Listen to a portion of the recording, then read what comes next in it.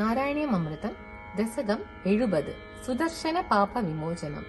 வனம் சென்ற நின் தந்தை நந்தரை சுதர்சன அசுரன் விழுங்க மனக்கண்ணால் அசுரனை அழித்து தந்தையை மீட்டீர்.